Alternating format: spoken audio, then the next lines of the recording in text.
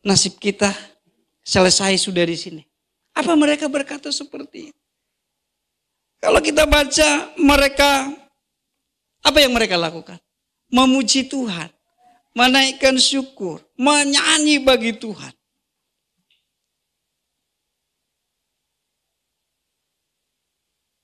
Terjadi mujizat di situ. Makanya dikatakan di dalam Mazmur pasal yang ke-22 ayat 4 tadi. Padahal engkaulah yang kudus, yang bersemayam di atas puji-pujian orang Israel.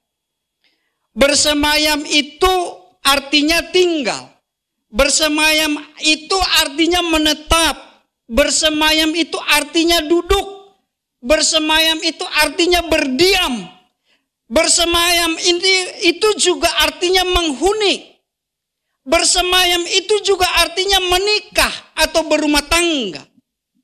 Artinya bahwa Tuhan suka menjalin hubungan yang sangat akrab dengan setiap orang yang suka memuji dan menyembah Tuhan. Pujian dan penyembahan yang dinaikkan oleh Yosua dan bangsa Israel yang membuat Tuhan hadir untuk merobohkan tembok itu. Nyanyian syukur pujian sorak-sorai yang dinaikkan oleh bangsa Israel yang dipimpin Yosafat. Yang membuat bangsa Moab dan Amon itu terpukul kalah. Tuhan yang berperang untuk mereka. Pujian penyembahan yang dinaikkan oleh Paulus dan Silas. Menghadirkan Allah di tengah-tengah penjara yang begitu mencekam itu. Terjadi gempa bumi. Kehadiran Allah nyata di situ. Artinya Bapak Ibu Saudara.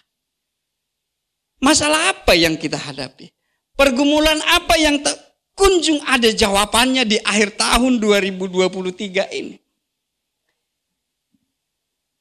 Itu bukan berarti tidak ada lagi titik terang yang akan kita dapatkan.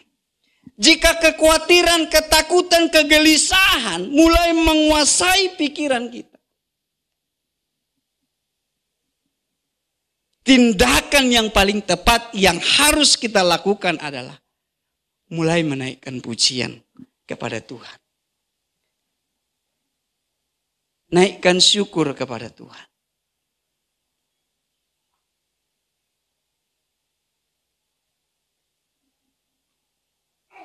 Amsal 12 ayat 25 dikatakan. Kekhawatiran dalam hati membungkukkan orang, saudara. Kekhawatiran dalam hati membungkukkan orang.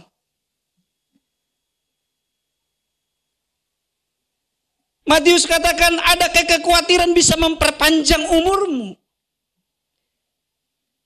Ketakutan, kekhawatiran, kegelisahan membuat orang tidak berdaya, tidak dapat melakukan apa-apa, tidak bisa melihat kuasa Tuhan yang besar itu.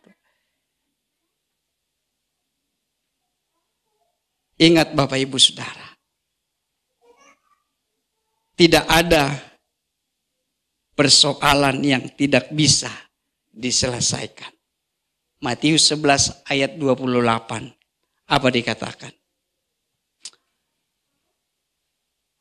Mari kepadaku yang letih lesu dan berbeban berat. Berarti manusia itu banyak persoalan, saudara. Itu normal. Tapi Yesus katakan, marilah kepadaku semua yang letih lesu dan berbeban berat. Ada jawaban di dalam Yesus.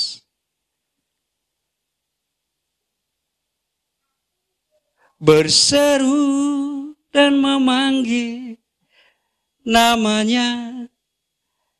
Berdoa, dia akan segera menghampiri dirimu.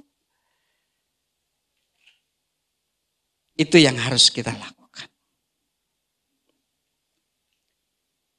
naikkan pujian, tinggikan namanya. Sesungguhnya kita sedang membangun tahta Tuhan. Karena Tuhan bertahta di atas pujian orang-orang yang percaya kepadanya. Penulis Warren dan Ruth Myers mengatakan bahwa melalui penyembahan dan puji-pujian, baik secara bersama-sama ataupun secara pribadi, kita mempersilahkan Tuhan menguasai kehidupan kita dan menjadikan keadaan di sekitar kita tempat kehadiran kuasa Tuhan. Jadi puji-pujian itu ibaratkan tombol yang berfungsi, jika kita tekan maka akan terang, ya, seperti saklar lampu itu. Kalau kita matikan maka kegelapan menguasainya. Jadi puji-pujian dapat berfungsi sebagai tombol yang jika ditekan membuat terang. Dan terang itu menaungi kita. Kalau terang itu menaungi kita, maka tidak ada lagi kegelapan. Kalau kuasa Tuhan menaungi kita, maka akan ada sukacita, ada kemenangan, ada damai sejahtera dalam kehidupan kita. Jadi dikatakan bahwa pujian, penyembahan itu mempersilahkan Tuhan menguasai kehidupan kita. Jangan biarkan ketakutan, kekhawatiran, kegelisahan itu yang menguasai hidup kita. Maka sebagaimana dikatakan Amsal tadi, hidup kita akan membungkuk, tidak dapat melihat kemuliaan Tuhan tersebut.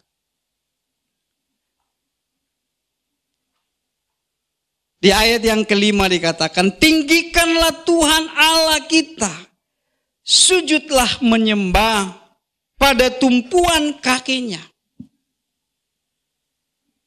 Dialah yang kudus. Ya. Tinggikan